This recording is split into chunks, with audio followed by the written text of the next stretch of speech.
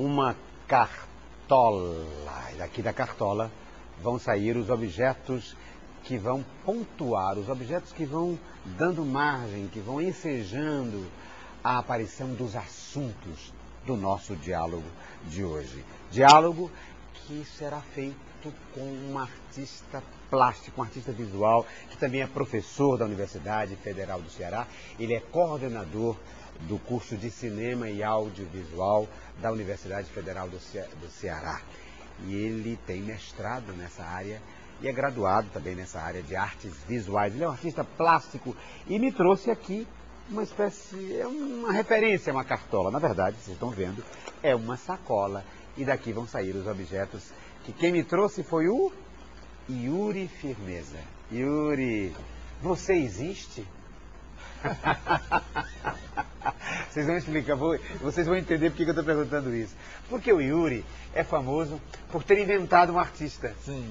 Não é verdade? Sim. Você inventou um artista. Como foi essa história, hein, Yuri? Em 2006, na ocasião, o diretor do Museu de Arte Contemporânea do Ceará, do Centro Dragão do Mar, Ricardo Rezende, me convida para fazer uma exposição de um projeto chamado Artista Invasor, que era um projeto implementado pelo Ricardo Rezende no museu, onde, paralelo à exposição oficial do museu, uma sala era destinada a um artista jovem fazer intervenções no museu. E ao invés de apresentar o meu trabalho, material, minhas obras palpáveis nesse espaço, eu fiz uma contraproposta de apresentar uma performance que seria a constituição, a invenção de um artista, né? Um artista que seria teoricamente um dos grandes nomes, um artista renomado nas hibridizações entre arte, ciência e tecnologia, um artista japonês chamado Souzou Zareta Jeijitsuka, que em português significa artista inventado. E então eu estava ali naquele momento interessado em pensar o que é que de fato é necessário para a constituição, para a invenção de um artista, né? A legitimação de um espaço como um museu ou uma galeria de arte, a validação, a legitimação por meio de uma crítica especializada, de um diretor de um museu, o público, o mercado de arte e a mídia. Então, e você inventou tudo isso. E eu inventei exatamente críticas sobre esse artista. Críticas sobre esse artista, repercussões da imprensa sobre isso. Exatamente. E eu alimentei então a imprensa cearense por algum tempo com releases, né, assinados por críticos famosos, textos fictícios. Tudo inventado. Tudo inventado. E no dia da exposição tinham matérias com entrevistas, matérias de capa nos dois maiores jornais da cidade, com entrevistas com esse artista como se de fato ele existisse. Você inclusive deu um e-mail e respondeu com um tradutor, porque o japonês talvez não falasse português, né? Fez uma entrevista como se fosse um artista japonês. Sim. Que você tinha inventado. A sua criatura, você é um criador de criaturas. E depois essa criatura foi ganhando vida, né, de maneira que eu já não tinha mais controle sobre os desdobramentos desse start, né, dessa ação de infiltrar-se na grande mídia, enfim. E aí vem o grande detalhe, é que tudo isso foi feito e só quem sabia da existência dessa invenção era o próprio Yuri. Sim. E o diretor do museu. Ninguém mais, a imprensa então foi enganada, digamos, foi levada ao engano. Sim. E isso repercutiu enormemente, né? Sim. Inclusive a questão da ética, da relação, pôs em discussão a relação da ética do artista, da relação do artista com a imprensa, se isso era honesto ou não fazer esse tipo de coisa. Disparou-se uma grande discussão em torno do trabalho, né? Mas que na maioria das vezes o feedback que nós tínhamos dos jornais, as respostas dos jornais, a posição dos jornais, foi sempre posição de muito ressentimento e contra você, inclusive. Contra mim, sim, e transformando o trabalho, todos esses mecanismos que o trabalho procurou se infiltrar para desmantelar, né, causar erosões nessas estruturas de poder dentro do campo da arte. A grande mídia, a mídia local, acabou que tornando-se uma simples polêmica, assim, criando uma polêmica em torno de questões de cunho ético e tal. Mas para mim eu acho que o papel do artista é justamente o lugar do artista, o lugar da invenção mesmo. Não se trata de ser verdadeiro ou fiel a uma certa verdade, né? Que a mídia, a imprensa busca revelar, apresentar verdades, né? Assim, o papel do artista não é, do meu ponto de vista, é muito pelo contrário, é provar que ali onde se espera uma verdade é justamente onde é o terreno próprio da invenção, né? Que é a matéria, no limite, a matéria... Quer dizer, eu fiz questão de abrir, ainda sem mexer aqui nos objetos que ele me trouxe para pontuar o objeto, abrir o nosso encontro, referindo-me a esse episódio, como uma espécie de apresentação para vocês de que tipo de trabalho o Yuri Firmeza faz. Que é um trabalho que junta uma intervenção, digamos, do ponto de vista artístico. Você inventou a obra desse artista, não inventou? Sim, sim. Você inventou a obra desse artista. Sim. Você materializou, Sim. que é, na verdade, sua. Sim. Não é? E, ao mesmo tempo, cria um acontecimento. É um pouco performance, arte visual. Não é esse o seu terreno? Exato, e o próprio artista passa a ser a minha obra, né? Sim, o artista passa a ser a obra. Assim, a obra, na verdade, é esse artista e todos os tipos de reflexão sobre desdobramentos, de acontecimentos que ele, né, a inserção dele ativa ali no... E a obra desse artista que você inventou? Na verdade, era a sua obra? Não, a obra do artista...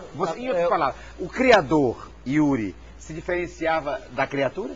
Sim. Como artista plástico, como artista visual? O japonês, o Souza Zareta, ele tinha um trabalho que na verdade era uma imagem de um gato que eu apresentava como sendo frame de um vídeo premiado em festivais famosos em Tóquio, Berlim, Nova York. E era um frame, que era uma fotinha de um gato, que eu apresentei como sendo um frame de um... Então não tinha trabalho, na verdade, assim, materialmente falando, nenhum trabalho foi apresentado, apenas essas finalizações de fotos corriqueiras que eu apresentei como sendo, apresentava junto com os releases, como sendo frames ou imagens de detalhes da obra desse artista, né? E o que você tira dessa experiência? De que a mídia pode criar artistas, que a mídia cria uma aura, enfim, que a arte vive de auras que podem ser manipuladas. Que experiência conceitual você tira desta experiência? Eu acho que não só... Experiência não, que ideia você tira dessa experiência? Eu acho que não só em relação propriamente à arte e não só em relação à mídia, né? Eu acho que o trabalho ele desmantela, vamos dizer assim, é como se eu pensasse as peças de uma grande maquinaria e de que maneira cada peça funciona dentro dessa engrenagem. E de certa forma eu, de maneira virulenta ou virótica, ou quase como um cavalo de Troia, eu me infiltro nesse lugar para criar então uma certa erosão mesmo nessa estrutura, um desmantelo, fazer com que a gente entenda que essas verdades, essas realidades... As estruturas de poder, né? Sim, em torno de uma obra de arte. Sim. Para consagrá-la ou não. Ou não. Para legitimá-la ou não. Sim. E depois, assim, no limite, até pensando não só todas essas estruturas, né, o museu, como eu falei anteriormente, né, a mídia, o museu como espaço de consagração simbólica, o poder de legitimação que a crítica de arte tem, mas também para pensar o lugar que a gente, aí já falando como cidadão, né, o tipo de atravessamento diário que a gente tem e dessas construções de verdades, né, do qual a gente está todo o tempo sendo produzido, sendo constituído, sendo atravessado, sendo trespassado por essas, né, eu acho que hoje a gente pode ver isso, por exemplo, nas novelas, nesse caso atual, para pensar hoje, um fenômeno que está acontecendo hoje, dessa novela na Globo, onde sugere que as empregadas, é legal ser empregada doméstica, né? Tem todo um discurso aí de uma certa, veja só que interessante fazer parte da classe C, né? Tem enfim, mas vários casos que a gente poderia citar aqui, mas para pensar de que maneira nós somos produzidos a partir dessa veiculação de uma certa verdade, do papel que tem em nossas vidas essa inserção tão massiva e tão intensa e tão atravessadora, enfim, em nossas vidas, né? Yuri Firmeza me trouxe uma sacola. Eu vou tirar o primeiro objeto para pautar a nossa conversa, porque eu quis primeiro apresentá-lo. Deixa eu ver aqui. Não quero nem ver. Vou ver se pelo tato eu descubro. Não, vamos começar por aqui. E aí já me deu uma pauta ótima. É um leão, é exatamente isso. Porque ele é tão surpreendente que podia ser um estojo de óculos, mas quando você abrisse, não seria óculos, seria um outro objeto. Mas são os óculos seus? São meus. Inclusive, eu vou precisar deles para para enxergar melhor. Vejo vocês, é um artista visual que tem deficiência visual. Mas é física, não é? É física, não é de conceito nem de inteligência, claro. Mas é um bom tema, um artista visual com deficiência visual? Eu tenho um fotógrafo que eu gosto. Se eu colocasse isso em pauta, como é que você... Tem um fotógrafo que eu aprecio, admiro muito o trabalho dele, chama Evgen Bavica, que ele é um fotógrafo cego. E aí tem uma série de fotografias dele onde ele insere, pendura no vestido de uma garota um sino, e ele pede para que essa garota corra em meio a uns trigais, uma plantação, e ele vai fotografar sem ver, ele é cego, né? Ele vai fotografar então o som, né? Ele vai fotografar, vai se guiar, vai deixar ser levado, né, pelo som desse sininho dessa garota correndo por essa plantação. Para saber onde ela está. Para saber onde ela está, e vai acompanhando então através do som produzido por esse sino, enquadrando, fotografando o som, né? Eu acho linda essa imagem. Você já conseguiu, por exemplo, eu sei que você desenha, que você fotografa, seria uma boa experiência, por exemplo, tirar os óculos para fazê-lo? Acho que sim. Tem uma série de fotografias que eu fiz, inclusive, que eu até estava assim, na época eu estava descobrindo que tinha esse problema de visão, mas eram fotografias que eu programava a máquina para bater fotografias de 3 em 3 segundos, 10 fotos, né, um intervalo entre um e outro por 3 segundos. E eu pego a máquina fotográfica e arremesso a máquina ao céu, e ela vai disparando fotos enquanto está nesse momento de arremesso, né? As fotos então não são ditadas, né? Não são compostas, não são enquadradas por mim, mas é um olhar completamente vagueante, né? Um olhar do acaso, sim, que não tem um sujeito por trás predeterminando exatamente o que é que vai ser enquadrado. Experiência linda, não? Como o Ceará é rico, como Fortaleza é uma cidade rica de gente, de artistas de experimentos, que se permitem experimentos tão lindos quanto esse. Eu admiro o Yuri, eu nem sabia disso, né, Yuri? Nem sabia que eu te admirava, né? De longe. E hoje tenho o prazer de receber aqui o Yuri Firmeza. Yuri, e também uma outra ideia, quer dizer, você tirar a ideia de que o artista pode não predeterminar aquilo que engendra. Até porque mesmo quando o artista enxerga bem, tem o controle do clique, há nisso também uma imponderabilidade. Sim, sim. Mesmo quando a gente acha que tem completo domínio, há o imponderável. Sim. Eu acho que justamente o trabalho, tem muitas vezes que é o trabalho, no momento que você está no percurso do fazer, né? O trabalho que vai te exigindo determinadas soluções de como resolvê-lo, de como, do que fazer, né? A partir, você muitas vezes tem uma ideia fixa, pré-determinada de como você quer que seja o resultado final de determinados trabalhos que você vai conduzir por aqui, mas o trabalho te dá uma resposta. Isso, o processo te surpreende. Surpreende, exatamente. Ele faz, não é que a gente exige que o trabalho seja assim, mas pelo contrário é um duplo movimento. O trabalho é que te coloca em determinadas situações que você entende que não é por aqui, talvez seja por ali. A circunstância é que te determina. Exatamente. Né? Exatamente. A famosa frase de quem é, meu Deus, acho que é do Grotowski. E é isso que eu acho. Eu não faço uma peça quando sei. Depois que faço é que sei. Sim, não é? Sim. E é isso que me fascina, trabalhar com artes visuais, e, enfim, com experimentação, com invenção, é justamente essa possibilidade de deixar ser um pouco que levado, um pouco como um vento, né? Você um pouco tentar ouvir um pouco o que é que a obra tem para te dizer no processo, enquanto se faz, ao invés de maneira ditatorial, racional, querer dominar. Exato. Querer dominar o processo. Exato. Deixar-se ao voo do azul, como diz os franceses, ao voo do pássaro. Sim, né? sim. Ao voo do azul. Me diz uma coisa, vem cá, me dá os óculos aqui, que agora eu vou colocar outro tema. Tá me enxergando? Sim. Eu também, o contrário, olha aí. Vamos fazer uma experiência aqui, deixa eu ver. Não era isso que eu ia fazer, agora, não? Agora esse aqui. E agora? Esse aqui, coisa tá deformando, tá meio. Entramos numa experiência listérgica aqui. Mas seria uma boa experiência? A obra que você está vendo é uma obra próxima do surrealismo. É, uma coisa totalmente deformada, meio abstrato. Expressionismo. É abstracionismo? Hein? Mas comigo não, até que eu estou mais ou menos com os referenciais miméticos da natureza, do real. Yuri, mas o que eu ia colocar é o seguinte, veja você, um objeto aqui e o outro, dois objetos aqui, da mesma categoria, óculos. E eu vi que você é esse artista experimental, que questiona o próprio processo, a sua própria processo de racionalidade na criação. E veja, hoje você está num lugar chamado universidade. E a universidade é também um grande espaço de validação da obra de arte. Sim. Então eu queria colocar dois momentos aí seus do Yuri. O artista que quer questionar esses espaços de validação e o artista que hoje, além de artista, é também um professor e está num desses espaços de validação. Sim. Fazer essa...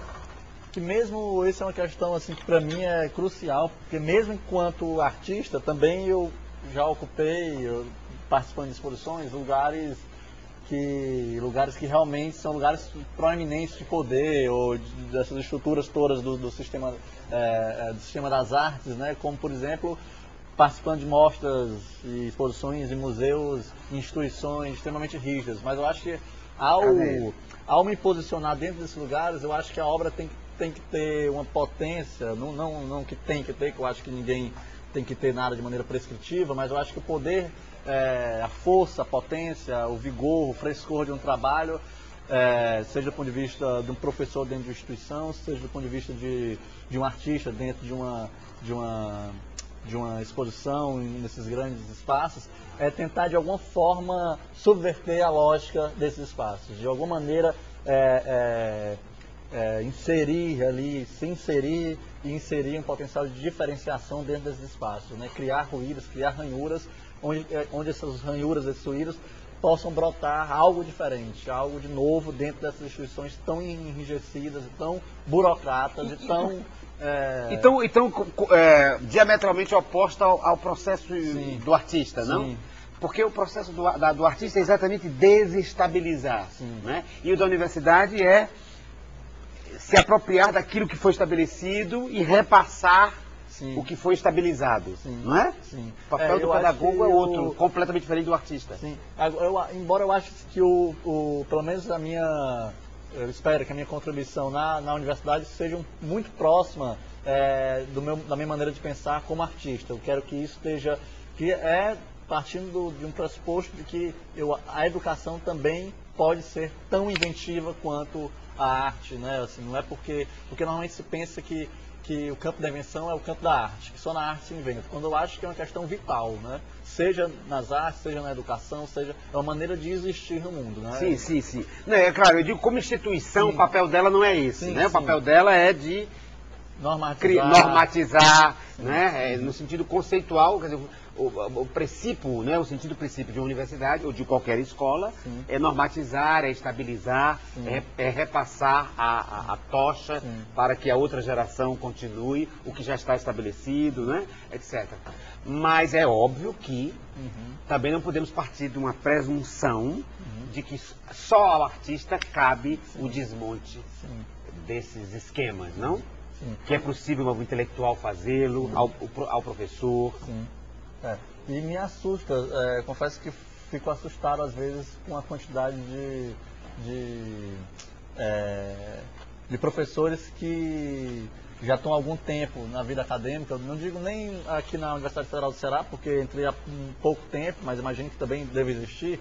Mas nas universidades onde eu estudei, um tipo de enrijecimento da maneira de pensar, né? Certos conformismos, acomodações, exatamente, né? Professores que estão ali há muito tempo e acabam se cristalizando tanto na maneira de dar aula, mas também no próprio gesto do pensamento, né? Estão muito acomodados no lugar onde estão, no salário que ganham, enfim. Você acha então que é saudável a absorção pela universidade dos artistas? De um artista, por exemplo, inquieto e desestruturador como você? Sim. De artistas e pessoas, professores que sejam, né, assim... Que tenham esse compromisso. Sim. Porque cada vez o que eu vejo é uma crescente aproximação entre a universidade, a educação e o empreendedorismo, né? Acho que cada vez mais... A universidade entendida como empresa. Como empresa, exatamente. Ou como uma fábrica de futuros integrantes do mercado. Exatamente, como se dali tivessem que sair pessoas que têm que dar certo, tem que ter eficiência. E também uma linha de montagem. Exatamente. Uma linha de montagem do que tem que dar certo. Sim. E a própria burocratização, uma burocracia interna dos trâmites mesmo, para as coisas ocorrerem dentro da vida universitária, muitas vezes ela é muito exaustivamente da lógica do ofício, né?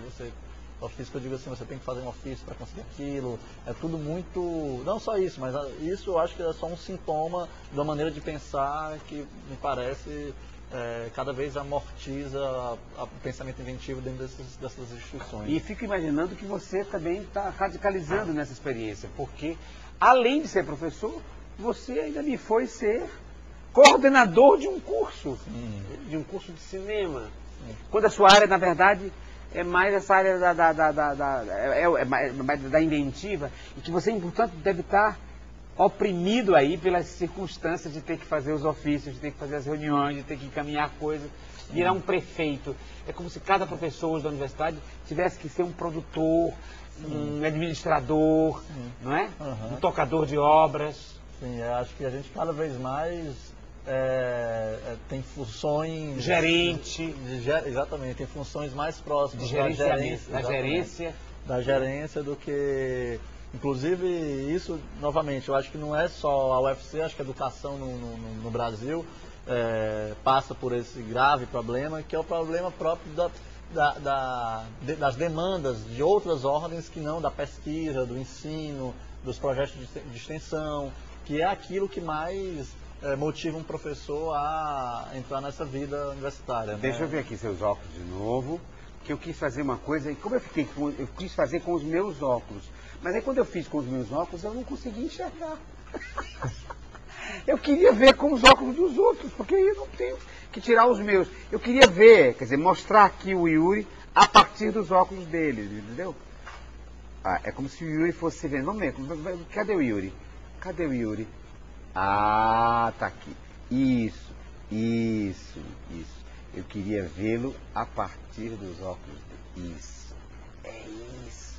Eu queria fazer uma intervenção, e estou fazendo, no rosto do Yuri. Isso também é matéria-prima do seu trabalho, não?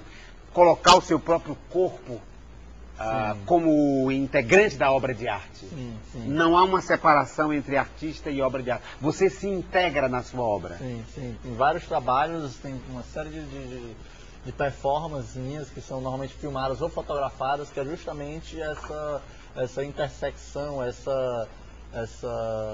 esse adentramento, essa imbricação do meu corpo em lugares inusitados. Estou me lembrando, por exemplo, de dois trabalhos seus. Aquele que você foi para uma casa demolida e pintou o seu corpo, o contorno do seu corpo, depois quebrou os tijolos e entrou exatamente aonde estava a forma do seu corpo. Né? E também com a árvore, também lá em Guaramiranga, não? Um tronco de árvore? Sim, exatamente. Uma árvore que era oca, né? E você entrou? Eu entro na árvore e então esse momento de certa maneira, de uma dissolução, de uma dissolução na paisagem, né? Sim, você entra, exato. O corpo desaparecendo na paisagem. Exatamente. Integrando a paisagem, você vê... E depois, na experiência da casa abandonada, o seu corpo como um complemento da parede, como integrante da parede. Sim, e normalmente são imagens do meu corpo desnudo, eu desnudo, né? E a minha... Enfim... Fisicamente sou muito magro, então tem uma certa fragilidade aí do corpo no meio daquele espaço em ruínas, um espaço muito, como eu diria, ao mesmo tempo muito acolhedor, porque eu estou em posição fetal, né, quase que repousando naquele espaço, mas ao mesmo tempo muito agressivo, porque tem toda uma ostentação, todo um peso. Tem toda uma pressão, em contraposição ao seu corpo franzino e humano e tão frágil. Exato. Vamos ver o que ele me trouxe mais daqui? Eu não disse a vocês que ele era o maluco necessário? Que loucura é essa? Me conta, Yuri Firmeza, o que é isso? Que objeto é esse? Isso aí, na verdade, vou contar a história rapidamente do que é esse objeto. Tem aí, enfim, duas, como vocês podem ver, né? Duas vasilhas. Dentro tem uma aranha com alguns ovinhos ali de aranha, dessa aranha, e a teia que ela fez ali em cima. E essa aranha ela foi parar aí de uma maneira muito curiosa, é por isso que eu venho cuidando dela, e enfim. Eu estava preparando um plano de semestral de aulas, e de uma disciplina que eu dei semestre passado, de História da Arte, e estava tendo um pouco de dificuldade para pensar um semestre de História da Arte que não fosse só a reiteração da história oficial, digamos assim, da arte, né? Eu me interessava justamente para pensar um contrapelo, né? Pensar a contrapelo da história dita oficial. Então eu queria pensar a história através de outros fios, puxar outros fios não oficiais, não já assentados. Outras teias. Outras teias. E aí, de repente, eu estou concentrado, preparando esse plano de aulas, quando eu me despeço observando essa aranha descer de um emaranhado, de um nó, de uma grande teia. Ela desce, ela tece essa teia e desce e repousa, para exatamente em cima de um livro, que era um livro sobre o Hélio Oiticica. E eu pego esse livro, eu fiquei muito hipnotizado por esse movimento diminuto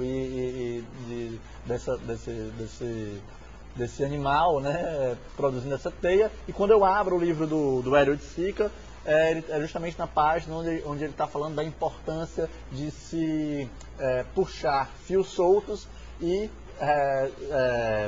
ligar, né, essas pontas, né, de ligar pontas, de pegar fios soltos e fazer com que esses fios criem faíscas, curtos-circuitos, enfim. E isso me parece um pouco, foi um pouco que me conduziu ao longo do semestre dessa disciplina, pensar a história, então, através da articulação, do agenciamento desses fios que escapam, né? De como pensar, então, não esse emaranhado, esse nó já dado, mas pensar aquilo que não está dito da história, né? O não dito da história, o não oficial, pensar, então, em termos de aproximação de fios, de teias, de produzir outras teias